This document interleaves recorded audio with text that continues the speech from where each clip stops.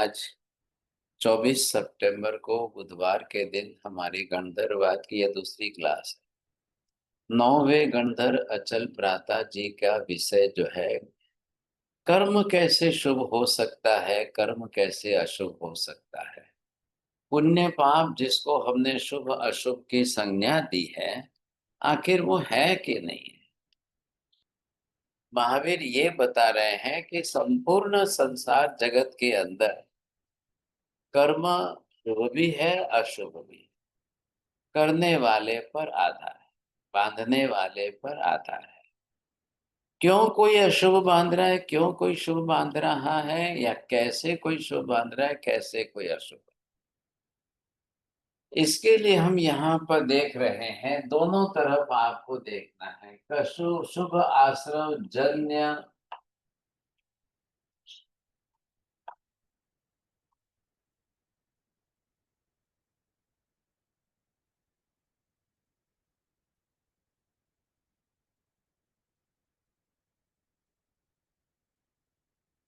और दूसरी तरफ आपको यहाँ पर दूसरा विभाग देखना है। अब ये अशुभ आश्रव है।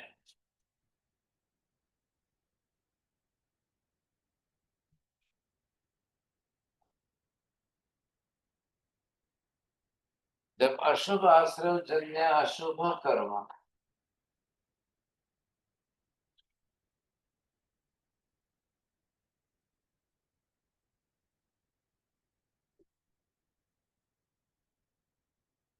अब इसमें देखिए और इसमें देखिए। अब दोनों देखने पर आपको ये ख्याल आ जाएगा कि आखिर कौन सा चल रहा है। अब यहाँ पर आप ये देखिए कि ये भी एक जीव है।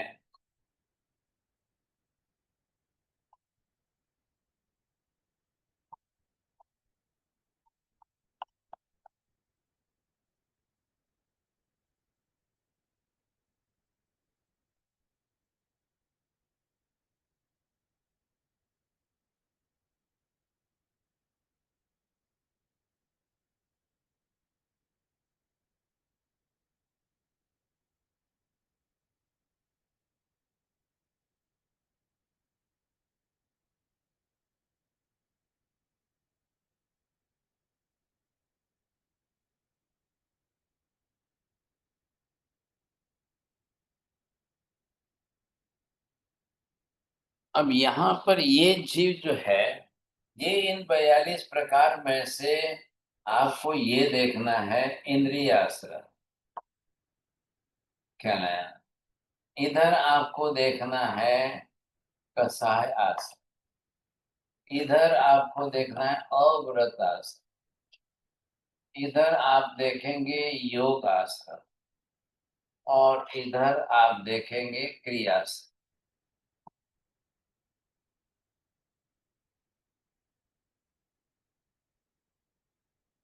अब इसमें से आप ढूंढ लीजिए कौन सी शुभ अशुभ, कौन सी बात। तो ये हमने शुभ का ही रखा है।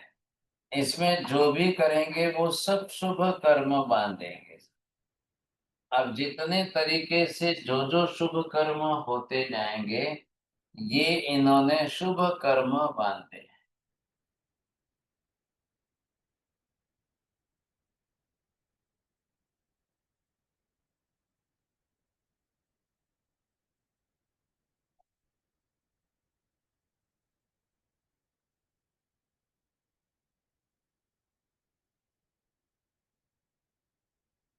तो जैसे इसके पास जो है, इन पांचों इंद्रियों से अब जो जो कार्बन वर्गना के पुद्गल परमाणु अब जैसे जैसे आएंगे, अब आपको क्या लगेगा, इतने शुभ इसके कैसे हो सकते हैं।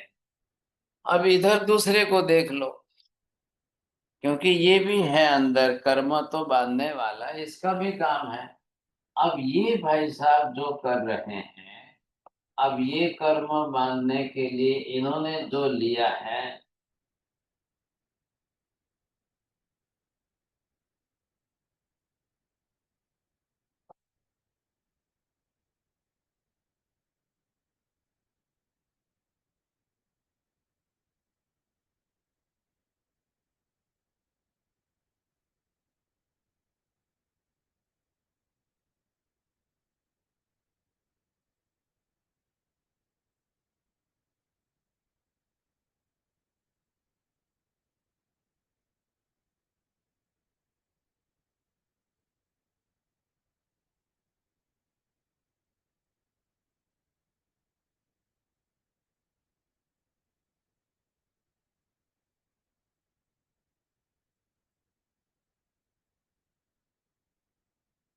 हाँ जी, दोनों में देख लो, कोई फर्क लग रहा है आपको?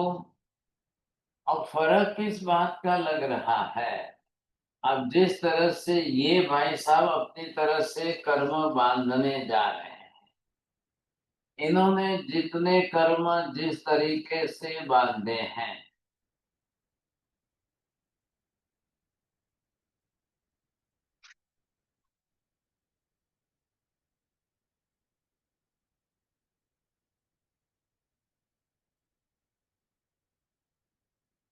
अब इन्होंने ये सब अशुभ कर्म बांध रखे हैं। अब बोलो, दोनों के अंदर आप देख करके फर्क समझाइए। बंदा बहन जी, आपको ख्याल आ रहा है देख करके? कैसे बताएंगे, बोलिए।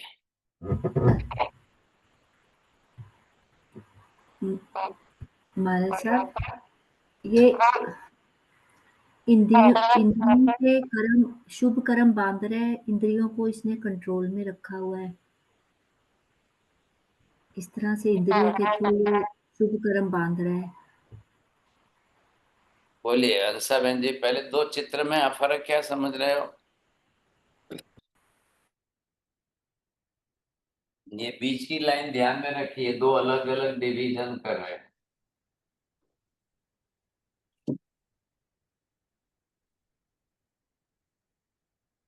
हाँ साहेब जी, दोनों ही वैचारिक प्रकार के जो आश्रय है उसका ही उपयोग तो किया है, लेकिन दोनों का आशय अलग रहने से अलग अलग प्रकार के, एक ने शुभ कर्म बांधे हैं तो दूसरे ने वही वैचारिक प्रकार से अशुभ कर्म बांधे हैं, वो भिन्नता है।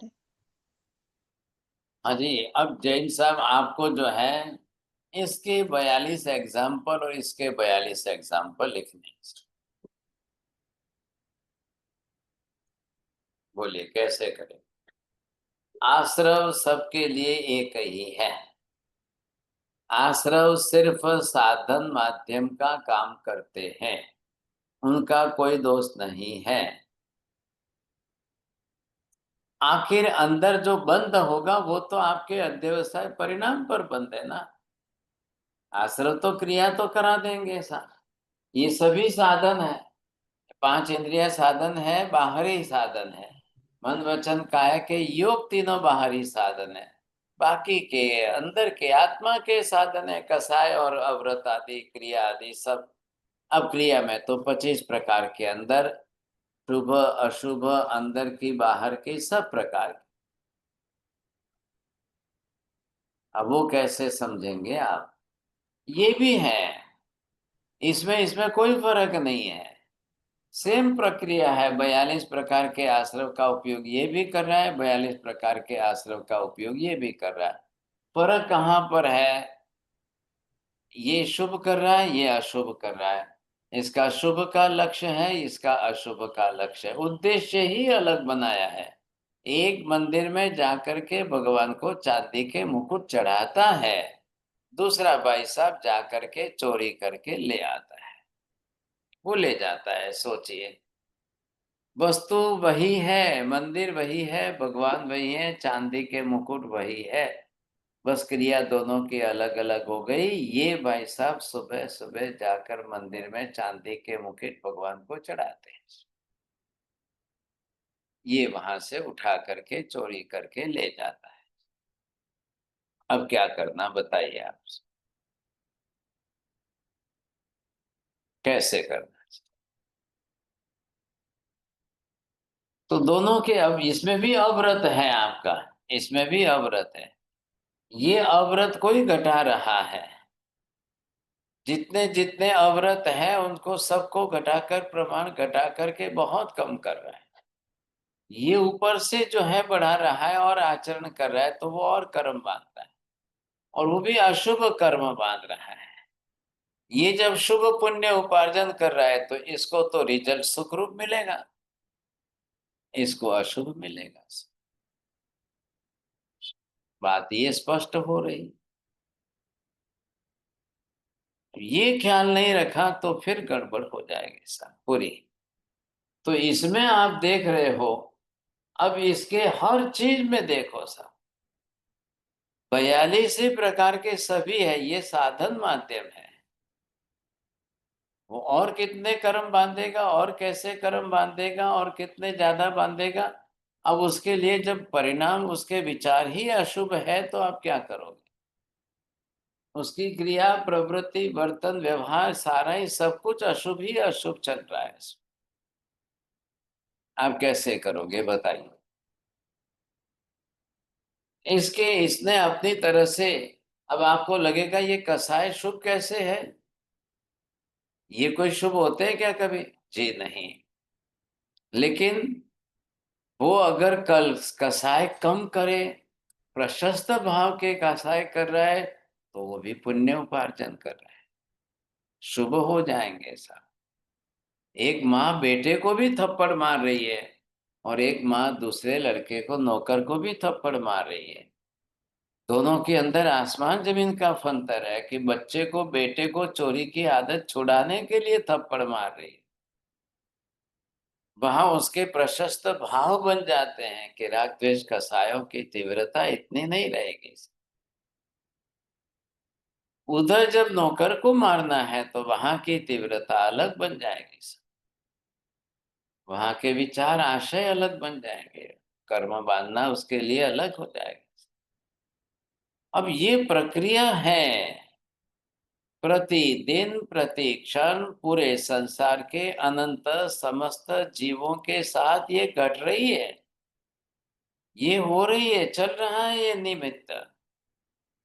और सबके लिए सिर्फ कार्बन वर्गणा के पुद्गल परमाणु है। आप लो, जिसको जो उपयोग करना है करो, ख्याल है कि नहीं? तो यहाँ पर ये जो बीच में आपको देख लिया है कि ये जो है कार्बन वर्गणा के पुद्गल परमाणु, अब वो तो 14 राजलोक के अंदर सर्वत्र भरे पड़े हैं, अनंत प्रमाण में है ऐसा। वो किसी के लिए कुछ भी नहीं है, ये सबके लिए खुली ओपन प्रॉपर्टी। किसी को कुछ नहीं है, ये भरे पड़े हैं, अपने आप है। ये भी लेगा, ये भी लेगा, ख्याल है कि नहीं? बाजार है, बाजार के अंदर गेहूं मिल रहे हैं, आटा मिल रहा है, शाकाहारी भी ले जा रहा है, मांसाहारी भी ले जा रहा है। लो भाई लो, ले जाओ, जिसको जो बांधना है बांधो। अब ये लेकर के आ रहा है, ये शुभ बांध रहा है, ये लेकर के जा रहा है, ये अशुभ बांध रहा है। अब आखिर रॉ मटेरियल जब एक ही है तो फिर इतना फर्क क्यों है? आप जानते हो, देखते हो, क्रिकेट के मैदान में बॉल तो वही है, बैट्स वही है, पिच वही है, पब्लिक वही है, समय वही है। क्या बात क्या है? क्या कारण क्या है? एक जन आता है जीरो पर आउट हो जाता है, एक जन आता है सिक्सर लगाता है, एक जन आता है सेंचुरी बना लेता है, एक जन बैट बाजी जिता देता है, एक जन हरा देता है, हार जाते हैं। क्या है ये? क्यों होता है ऐसा? ये चलता ही रहता है, चलता ही रहता है। तो संसार तो इसी का बल है ना, बोलते तो हम इसी का है।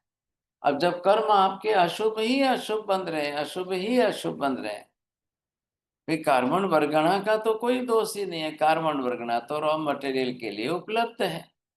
आप लीजिए, बांधिए, जिसको जो बांधना है, जैसे बांधना है बांधिए, जो करना है जैसे करना है करिए। हाँ,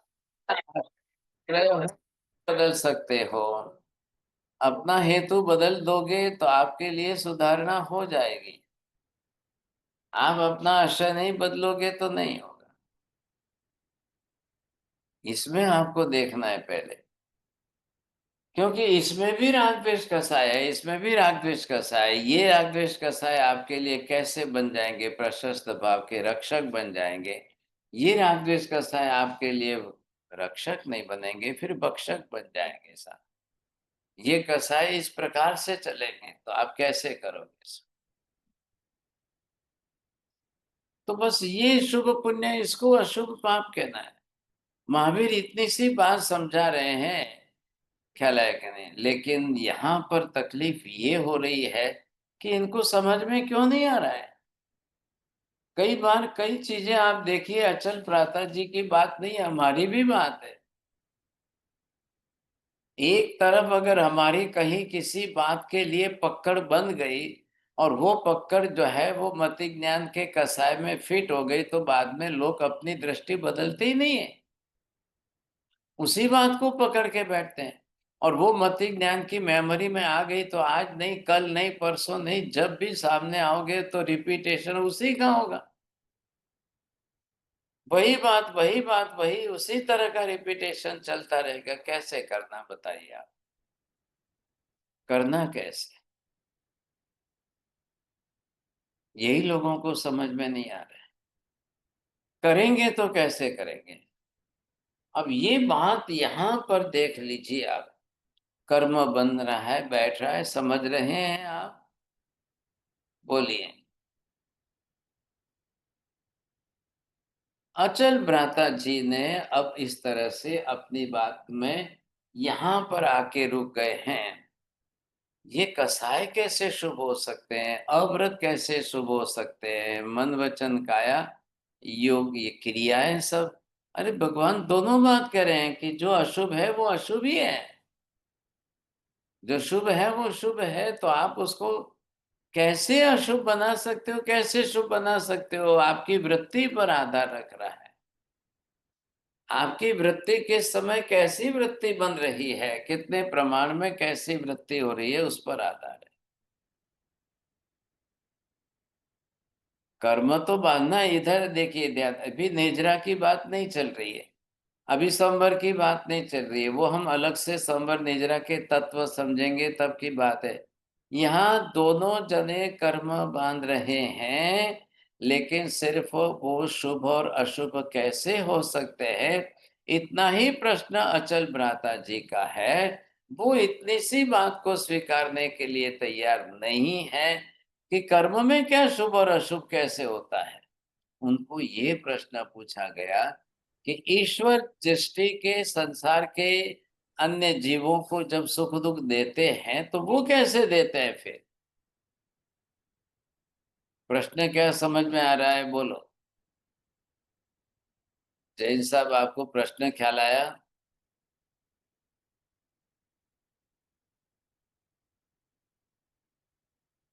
नहीं, आपका ध्यान नहीं है क्या? चलिए बोलिए, राकेश जी बोलो। हाँ गुरु जी, ईश्वर संसार में सुख दुख लोगों को कैसे देते हैं? हाँ जी, ईश्वर जब सुख दुख देते हैं तो कैसे देते हैं?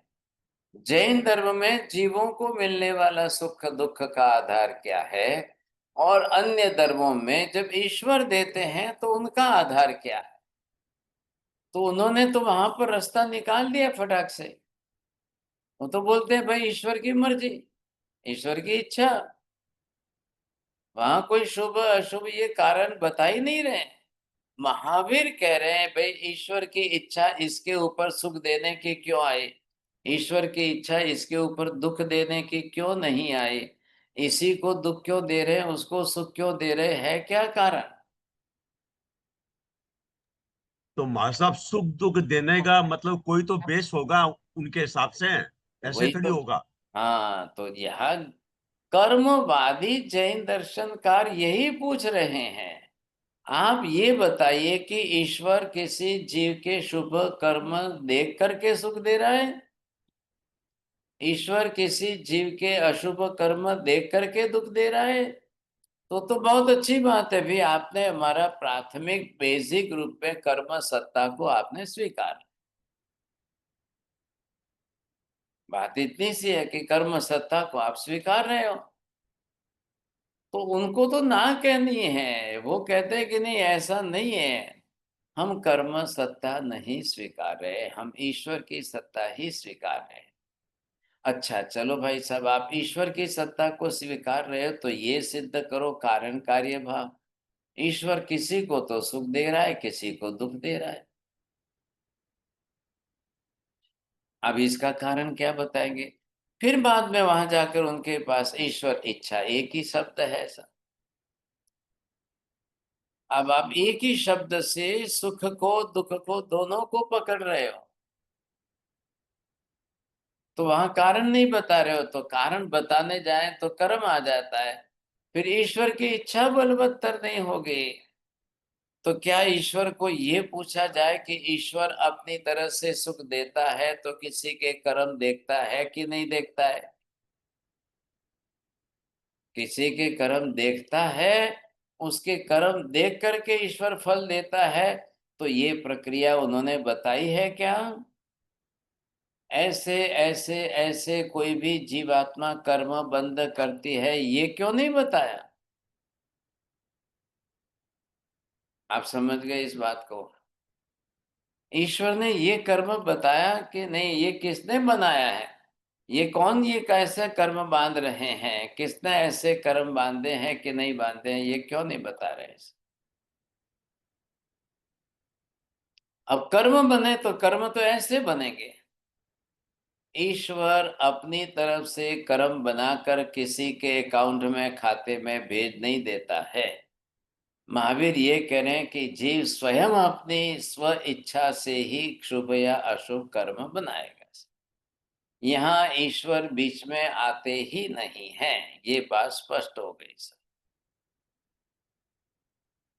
फिर क्या आवश्यकता क्या है, क्यों आप ईश्वर को बीच में ला रहे हो? कार्बन वर्गणा के पुद्गल परमाणु 14 राजलोक में सर्वत्र भरे पड़े हैं, अनंता अनंत जीव भी सर्वत्र भरे पड़े हैं। इन अनंता अनंत जीवों के सबके अपने अपने स्वतंत्र शरीर मन वचन काया योग सब बने हुए हैं। अपने अपने स्वकृत कर्मानुसार कौन सा जीव किस गति में, किस जाति में, कहाँ कैसा शरीर बनाकर रहा हुआ है, ख्याल है कि नहीं? अब आत्मा है तो आत्मा असंख्य प्रदेशी पिंड द्रव्य है, ये कार्बन वर्गणा के पुद्गल परमाणु है, और इस प्रकार के आश्रव द्वार से जीव इन कार्बन वर्गणा के पुद्गल परमाणु को ग्रहण करता है और फिर आत्मा प्रदेशों के साथ एक रस करके उसको बांधता है, तब जाकर के ये कर्म बनते हैं। अब दुनिया के अन्य धर्म इसमें से एक भी बात को स्वीकारने के लिए तैयार नहीं, क्योंकि उन्होंने वैसे तत्व प्ररूपण नहीं किए। आत्मा को असंख्य प्रदेशी पिंड नहीं माना है, संसार में अनंता अनंता आत्माएं नहीं मानी है। दूसरी तरफ इधर कार्बन वर्गणा के पुद्गल परमाणु ऐसे होते हैं, ये बात नहीं स्वीकारी है। फिर इन्होंने 42 प्रकार आश्रव के इस प्रकार नहीं दर्शाए। आज 4 प्रकार के बंध की, प्रदेश बंध, प्रकृति बंध, रस बंध, स्थिति बंध की प्रक्रिया नहीं बताई। फिर वो कार्बन वर्गणा के पुद्गल परमाणु आत्मा प्रदेशों के साथ चिपक करके एक रस होकर बंद होकर के पड़े रहे, कोई भी बात नहीं बताई, तो वो कर्म बीच में लाएंगे कैसे शब्द? सिर्फ और सिर्फ गीता के अंदर श्री कृष्ण अर्जुन को कह रहे हैं, अर्जुन कर्मण्येव अधिकारस्ते मां फलेषु कदाचन, उस शब्द के कोई अर्थ ही नहीं बनते। तो वहां कर्मण्येव कहने से तात्पर्य कर्म शब्द का प्रयोग करके श्री कृष्ण अर्जुन को कर्तव्य बोध करा रहे हैं। तुम्हारा काम है कर्तव्य करते जाओ, तुम्हारा काम है जो तुम्हें करना है वो तुम करो, फल देना है, कैसा फल देना है, कितना फल देना है, कम ज्यादा देना है, सुख देना है, दुख देना है, वो तुम्हारा काम नहीं, वो मेरा काम है, मेरे ऊपर छोड़ दो, मैं कर लूंगा। अब कैसे चलेगा बताइए आप? तो महाराज साहब श्री कृष्ण जी तो सम्यकदर्शी थे, श्री कृष्ण जी ये बात अरे कैसे कर भाई सकते साहब, हैं? फिर इधर उधर की बात क्यों जोड़ते हो, मुझे समझ में नहीं आता है। क्यों ऐसी बात जोड़ते हो इधर उधर की? अब उन लोगों के अंदर हिंदू धर्म में सम्यक दर्शन कैसे मानेंगे वो श्री कृष्ण को? क्यों मानेंगे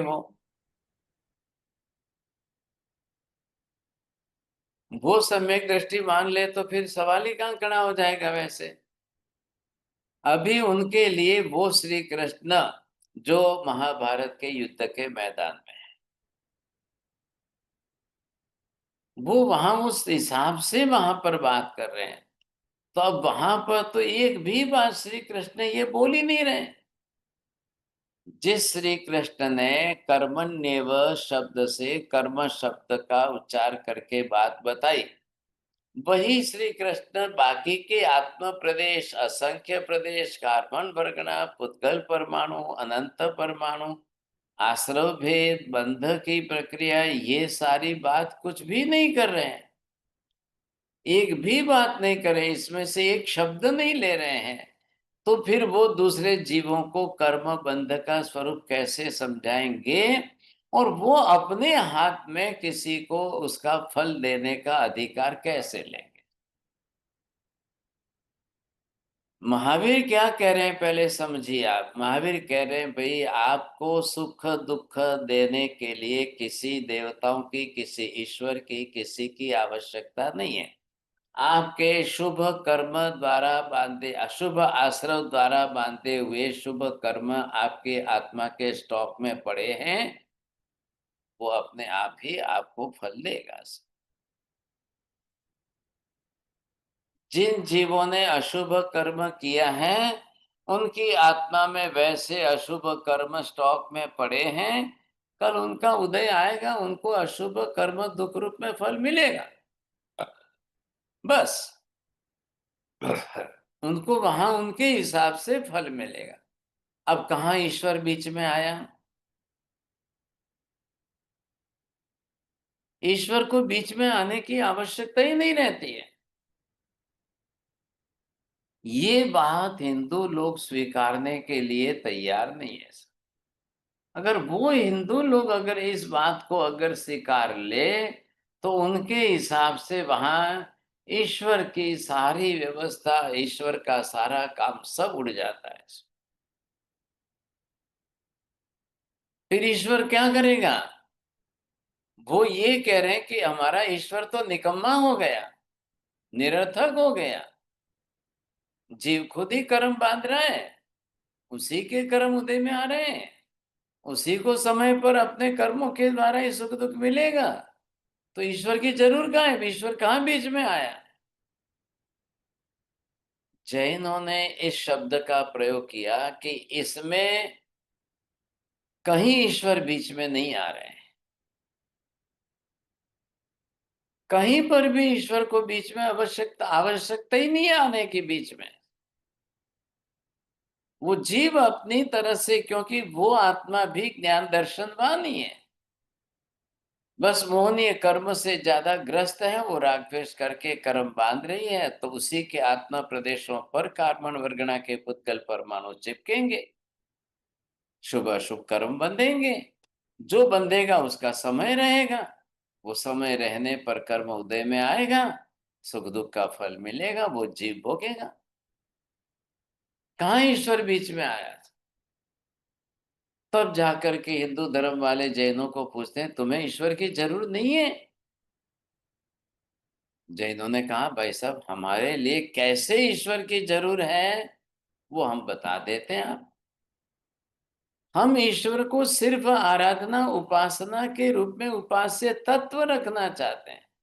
उनकी उपासना साधना करके हम अपने कर्मों की निजरा कर ले, हमारा कर्म क्षय हो, इसके लिए हमें ईश्वर की आवश्यकता है। तुम्हारे जैसे ईश्वर की व्यवस्था या ईश्वर की अनिवार्यता, आवश्यकता हमको सृष्टि के लिए, सर्जन के लिए, सुख के लिए, दुख के लिए नहीं चाहिए। आ रही है बात ध्यान में? आप समझ कर बोलिए। हाँ जी, बोलिए जैन साहब। महाराज साहब, हम लोगों की कर्म थ्योरी तो समझ में आती है, लेकिन लेकिन ये है कि हमारे बहुत हिंदू भाई हैं, वो तो कहते हैं अच्छा कर्म करोगे तो अच्छा फल मिलेगा, बुरा कर्म करोगे तो बुरा फल मिलेगा। क्या वो हमारी फिलॉसफी से अफेक्टेड हैं? वो अज्ञानी है, नादानियत में बोल रहे हैं। वो लेकिन जो ज्यादातर लोग, मैंने तो अपनी जिंदगी में देखे जितने लोग हैं, जैसा करेगा वैसा भरेगा, जैसा कर अच्छा करेगा अच्छा भरेगा, बुरा करेगा बुरा करेगा। तो इसका जी मतलब हाँ, पूरा तो कहीं ये ना कहीं। ये जनरल मान्यता बोल रहे हैं, वो हिंदू धर्म का सिद्धांत नहीं बोल रहे हैं। हिंदू न तो धर्म उनको न उनको जैन धर्म का सिद्धांत मालूम है, न उनके अपने खुद के हिंदू धर्म का सही ढंग से सिद्धांत मालूम है। महाराज क्या महाराज लगेगा? साहब महाराज साहब मित्र जैनी कम है, कितने लोगों ने सिद्धांत जानते हैं, और वो कितने हैं, उनमें से कितनों ने उनका सिद्धांत को पढ़ा है? जब नहीं पढ़ेंगे तो जनरल तो ऐसे ही बोलेंगे ना फिर। तो वो उनकी तो मेजोरिटी होगी बोलने वालों की, 80% हाँ, यही तो बोलते हैं। अब नहीं, वो ऐसे बोल दे तो उनके, आपने बोले 4 वाक्य बोले, उसमें हाँ ईश्वर ईश्वर बीच में आया ही नहीं। हाँ, वो तो नहीं आया। तो फिर उनको खटकता है यही बात कि हमारे तो आपने ईश्वर की बात ही उड़ा दी आपने तो। वो उनको मंजूर नहीं है। जैन धर्म में सम्यक दर्शन हमने आत्मा परमात्मा मोक्ष आदि 9 तत्व संबंधी व्यवस्था में बैठाया है। हिंदू धर्म में उन्होंने ईश्वर को सृष्टि का सर्जन करता ये सत्य मानो तो ही सम्यक दर्शन है। उनके सम्यक दर्शन में ये अंतर है। पहले इन 2 बातों को क्लियर कर लो। बोलिए चौड़िया जी, क्या समझा आपने? महाराज साहब अपने जैन धर्म में ईश्वर को सृष्टि का सर्जन करता ये सब नहीं मानते हैं, पर उनके धर्म में ईश्वर मैंने को मैंने जो 2 वाक्य कहे उतना ही बोलो, बाकी के बाद में आप अपनी इच्छानुसार बाद में बोलना। हाँ, उनके दर्शन में ईश्वर को सर्जन, ईश्वर को कर्ता, ईश्वर को पालन मानना और उन पर श्रद्धा रखना, वही उनका सम्यक दर्शन है। अब बात यहां आकर रुक रही है ना। वो इस बात को स्वीकारने के लिए तैयार ही नहीं है। तो जिसमें उन्होंने सम्यक दर्शन माना उसको जैन दर्शन सर्वथा संपूर्ण मिथ्यात्व कहता है। आपने ईश्वर को सृष्टि का सर्जन करता मान लिया और ईश्वर को ही सुख दुख दाता वगैरह मान लिया। ये आपकी सारी अवधारणाएं मिथ्या है, असत्य है, मिथ्यात्व का दोष लगता है। अब इसमें तालमेल ही नहीं बैठ रहा है। उनकी पकड़ उनके हिसाब से बनाई हुई है उन लोगों ने। कर्म फल जो है, अगर वो बिना ईश्वर के जीवों को डायरेक्ट कर्म का फल ले लिख जाए तो भाई साहब ईश्वर तो कोई मतलब का ही नहीं रहा, ईश्वर कोई काम का ही नहीं रहा, ईश्वर की उपयोगिता ही खत्म हो जाएगी। ये उनको डर लग रहा है। इसलिए वो पहले हमेशा चल करके उस बात को तो खास पकड़ के रखते हैं। आप दूसरी बात सब चलेगी साहब, ईश्वर जो है ऐसा वैसा सब बात आपकी चलेगी, लेकिन पहले ये बात तो स्वीकारो तो ही ईश्वर काम के, नहीं तो नहीं। आप ईश्वर स्वीकार के भी अगर उसको सृष्टि के कर्ता सर्जनहार नहीं स्वीकारो तो असत्य हो गया साहब, बिल्कुल मिथ्या हो गया। अब क्या करेंगे? कैसे करना हो? बस ये विशेषता है, सबसे बड़ी विशेषता इस बात को पकड़िए। अब यहां इसके अंदर जैसे शुभ कर्म अशुभ कर्म, इधर देखिए 9 तत्वों के अंदर आश्रव ये भी तत्व है कि नहीं? कैसे ना कहेंगे आप बताइए?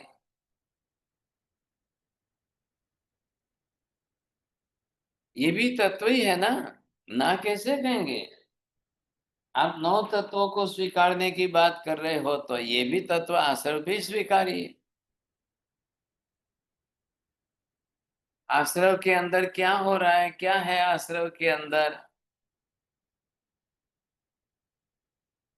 सिर्फ ये जो आपकी 5 इंद्रियां है, कसाय है, अव्रत है, योग है, क्रिया है, ये आपके अंदर जिस प्रकार के कार्बन वर्गणा के पुद्गल परमाणु बाहर से लाने के दरवाजे, इन माध्यमों से, इन साधनों से जो कार्बन वर्गणा के पुद्गल परमाणु अंदर आ रहे हैं, इनको पहचान लो आप।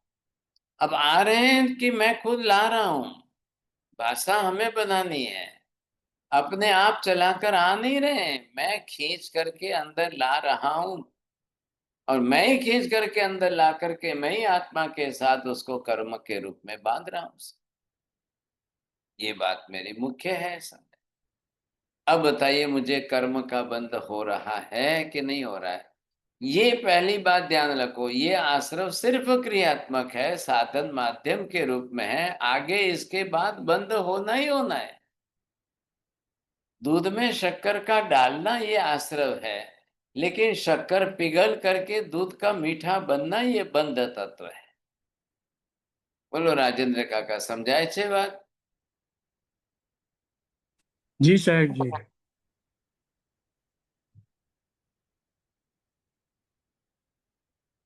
बोले नहीं, आगल नहीं बोले, चलो बोलिए राकेश जी। हाँ गुरुजी, दूध में शक्कर का डालना आश्रव है और शक्कर का दूध में मिल जाना वो बंद है। कैसे, क्यों बताएं, कैसे ख्याल आ गया? मनीषा बहन जी क्यों बंद रखा है, बोलना है आपको? आशा बहन जी बोलना है आपको? जी गुरुजी। बोलिए, क्यों बंद रखते हो फिर? दूध में शक्कर का डालना आश्रव है और दूध में शक्कर का घुलना दूध का मीठा होना बंद है। क्यों, कारण तो बताओ ना, मैंने एग्जाम्पल दिया है। क्योंकि गुरुजी आश्रव खाली अभी कर्म पुद्गल अंदर आए हैं, लेकिन वो एक रस आत्मा के प्रदेशों के साथ एक रस नहीं हुए। जब एक रस होंगे तभी बंद माना जाएगा। वैसे ही यहाँ पर देखिए आप, ये कार्बन वर्गणा के पुद्गल परमाणु, जो वहां मैंने कहा दूध में शक्कर, शक्कर के कण कण दूध से भिन्न पदार्थ है, बाहर से डालेंगे तब आएंगे अंदर। आत्मा अलग द्रव्य है, कार्बन वर्गणा के पुद्गल परमाणु अलग द्रव्य है। ये बाह्य द्रव्य शक्कर के कण कण जैसे हैं, ये यहाँ पर हमारी चेतन आत्मा है। अब ये बाहर से खींच के लाएगी, वो अंदर आएंगे। इसलिए मैंने कहा कि दूध में शक्कर डालना, ये बाहर से आने की क्रिया हुई, इसका नाम आश्रव है। अब क्या करना पड़ेगा? दूध के परमाणु 1 लीटर है, शक्कर 1 चम्मच इतनी सी है, शक्कर के कण जितने हैं, वो घुल मिल करके ऊपर से नीचे तक पूरे दूध को मीठा करें। उसके लिए क्या करेंगे, कैसे करेंगे आप?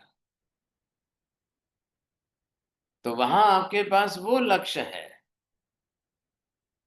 अब चल करके मम्मी दूध में चम्मच डालकर हिला करके दूध के अंदर सारे कण उसको घुलेंगे।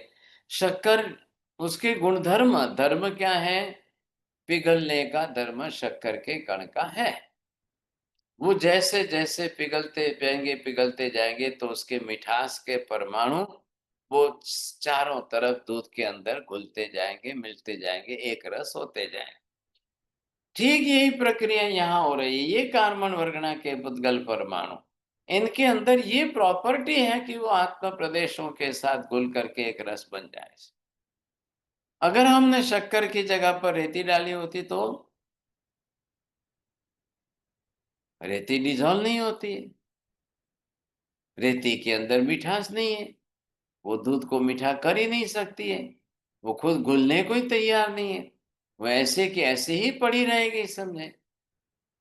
नहीं सर, कार्बन वर्गणा के पुद्गल परमाणु ऐसे नहीं है जो आत्मा प्रदेशों में अंदर आकर के घुलेंगे नहीं, ऐसे ही पड़े रहेंगे। नहीं साहब, ऐसे कोई एक रेती का कण भी नहीं आता है हमारे अंदर, कुछ भी नहीं आ सकता है।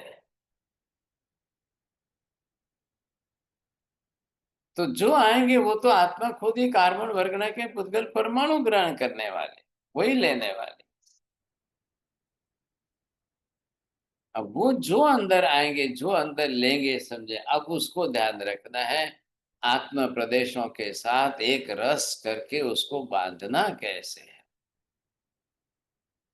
कैसे एक रस करके बांधना है उसको, वो प्रक्रिया बाद की बात है।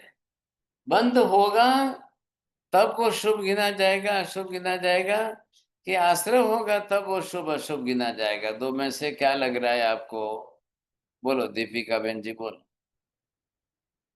સાહેબજી જ્યારે આશ્રવ થશે ત્યારે શુભ અશુભ થશે,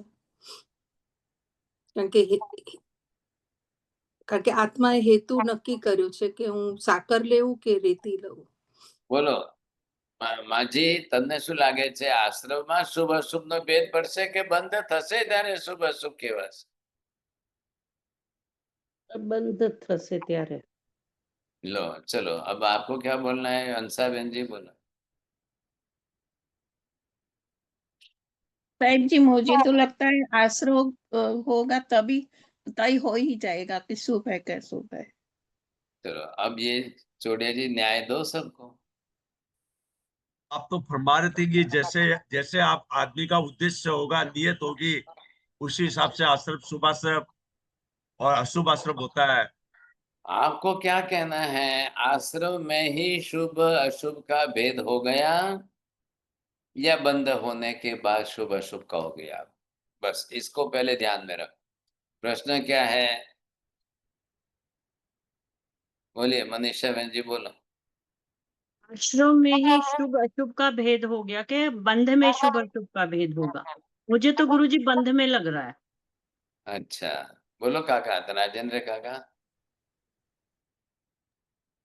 સાહેબજી આશ્રવ થશે ત્યારે એના ઉપર રાગ અને દ્વેષનું જે પ્રમાણ આવશે એ પ્રમાણે જ બંધ થશે. જેવા ભાવો આશ્રવ વખતે જ હતા એ જ ભાવ જો બંધ વખતે રહે તો બંધ એ પ્રમાણે થશે સાહેબ. આશ્રમની અંદર શુભ ને અશુભ નો ભેદ કર્યો છે। शुभ आश्रव कब बोलोगे, अशुभ आश्रव कब बोलोगे आप?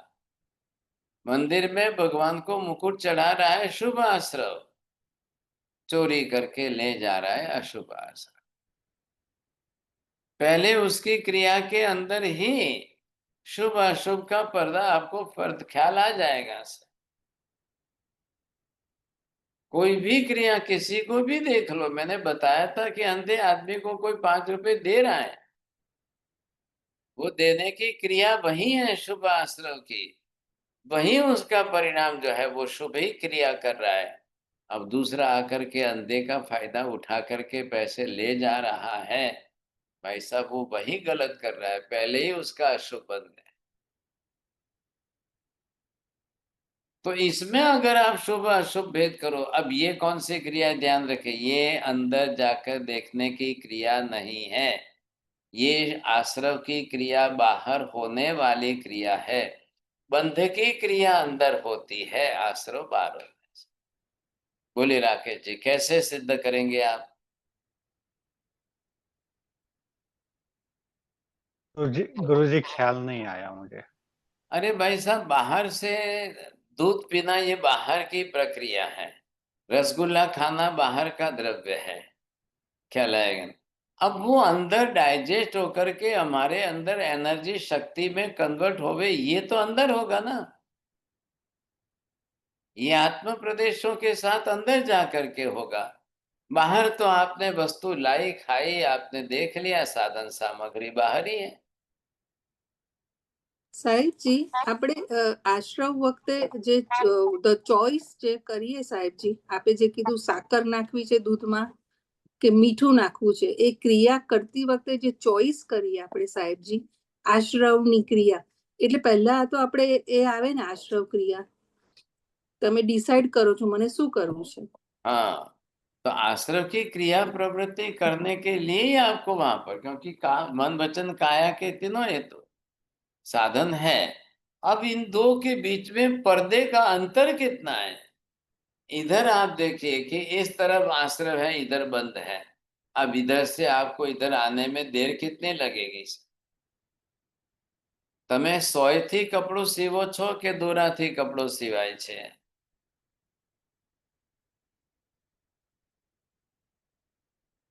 પહેલા તો 100 આવશે ને સાહેબજી અંદર। તો કપડું 100 થી સીવાય છે કે દોરાથી સીવાય છે? બોલો, પછી પહેલા દોરાથી નક્કી કરી લો। દોરાથી 100 માધ્યમ થઈ જાય સાહેબજી। હા, પણ 100 વગર દોરો કઈ રીતે જશે? 100 સાધન છે। આશ્રવ વગર બંધ કઈ રીતે થશે? પાછળ 100 ની પાછળ પાછળ જેમ દોરો ધાગો જે છે અંદર અંદર અંદર અંદર આવતો જશે એમ કપડું સીવાતું જશે। अब दोनों साथ में चल रहे हैं, तो यहाँ पर पहले जब आपका आश्रव हो जाए, ये उसी की प्राथमिक पहली क्रिया है, और जैसे ही आश्रव हुआ कि तुरंत बंद शुरू हो जाएगा। आपने जैसे ही शक्कर दूध में डाली कि दूसरी मिनट ही वो घुलना शुरू हो जाएगी अंदर, और जैसे घुलना शुरू हो गई तो घुलते घुलते वो अपना सारा मीठापन जो है पूरे दूध में डाल देगी। फैला देगी, दूध मीठा हो गया, शक्कर खुल गई साहब। अब आप दूध के टोप के अंदर हाथ डालो तो शक्कर का एक कण नहीं आ रहा है आपके हाथ में। अब आत्म प्रदेशों के अंदर कहीं जाकर के आप ढूंढ के निकालो भाई कहाँ से कण कण कण कण आ रहे हैं क्या। तो उन्होंने तो इस तरह से, अब ये कपड़े हैं, कपड़े के ऊपर लाल पीला रंग हमने चढ़ा दिया, तो इधर कहाँ आपको लाल अलग रखेंगे, कहाँ पीला अलग रखेगा, कहाँ ब्लू अलग रखेंगे, पूरा एक रस हो गया ऐसे। पूरे कपड़े के जो जो धागे हैं वो पूरे रंग के अंदर रंगे गए, लाल लीला पीला हो गया, तब जाकर वो कपड़ा लाल है, कपड़ा पीला है। आत्मा है यहाँ पर, आत्म प्रदेश है यहाँ पर, आत्म प्रदेश के अपने ज्ञान दर्शन आदि गुण है उसके अंदर सब। आप वहां पर शुभ आश्रव क्या कर रहे हो, अशुभ आश्रव क्या कर रहे हो, कैसे कर रहे हो, ये आपको देखना है। प्रक्रिया बहुत अच्छी है और इसी तरह से यहाँ पर समझने का प्रश्न सामने आ रहा है। बोलिए।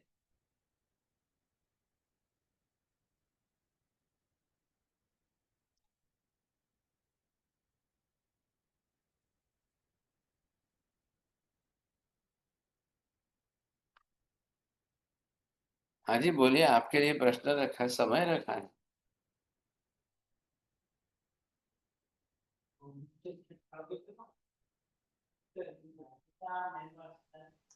ગુરુજી સાહેબજી એક મિનિટ ચિરાગ સાહેબજી એક પ્રશ્ન છે કે સંસારમાં દરેક પ્રવૃત્તિ કરતી વખતે દરેક પ્રવૃત્તિમાં આપણા ભાવો હોવા એવું નિશ્ચિત નથી હોતું.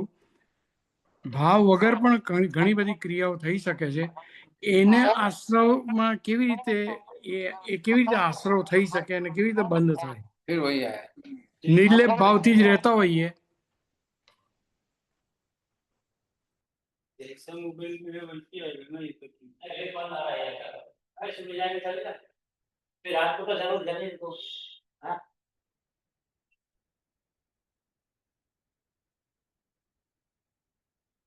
हाँ बोलिए। जी महाराज साहब मेरी एक विनती है कि एक बार आप श्री कृष्ण जी की एक दो दिन हम लोग को जीवनी बताया थोड़ा। ये गीता का प्रसंग कहाँ से आया उनके उनके उनके हिंदू धर्म में?